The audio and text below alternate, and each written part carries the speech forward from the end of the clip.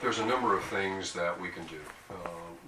One in particular is finding ways to partner with private industry in order to, and this would be a public-private partnership with private industry in order to provide those backbone connections throughout the various communities within West Virginia. Senator Chris Walters and myself have been working very diligently on broadband throughout the state of West Virginia to be able to reach to the underserved or unserved areas at various locations, and this is through the middle mile broadband.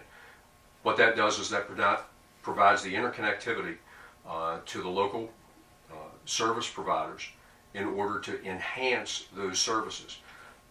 Many of the local providers can provide the service, but it's unfortunate, but there's no middle mile connection in many instances. And so what we've done is we have been working diligently to build that legislation, working diligently with private concerns.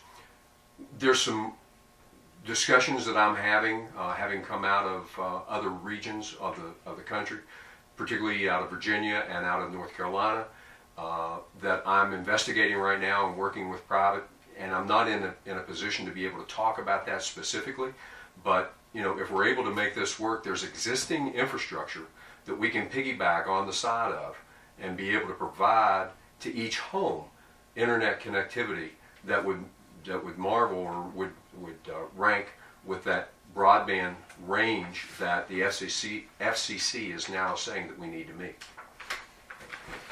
Thank you. Mr. Brenninger. Can you repeat that question, please? Sure.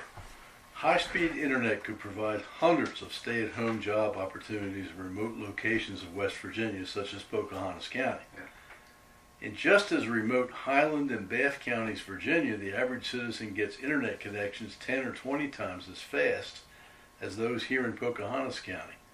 What ideas, if any, do you have to increase the speed and bandwidth of the high-speed internet here in Pocahontas County? Yeah, well, if I was elected to the Senate, I certainly would do the best I could to try and encourage other legislators to move legislation to improve the internet and broadband in all around the state. Because I think, just as you stated, it's really invaluable for our education, the education of our people here, for specialty jobs and specialty courses, and it's also really important to draw people here to our state. We have beautiful mountains, we have beautiful rivers, we have beautiful skies, we've got beautiful fall leaves, we've got, everything is wonderful here, and yet there's people not coming here because they can't get connected. And yet there's people all over America that know how to use that internet, and they could just come here and get themselves a nice little spot by a river, and so many beautiful rivers around here, and just get themselves their career started. I think it's just so important. I think that would be a big draw for people to our state and be a big success for our state in general.